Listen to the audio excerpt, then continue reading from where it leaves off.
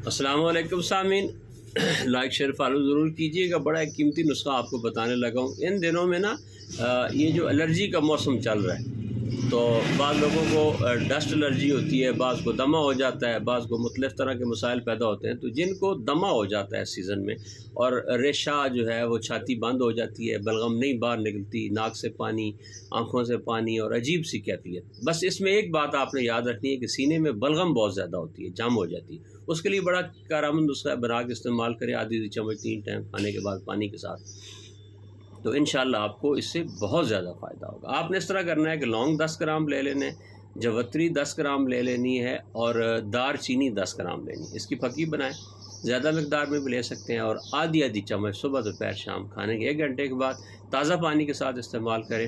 انشاءاللہ ثم انشاءاللہ جو ہے آپ کا سینہ بھی صاف ہو جائے گا اور دمے کی جو تکلیف بنی ہوئی ہے یہ بھی خود سے ختم ہو جائے گا۔ السلام علیکم۔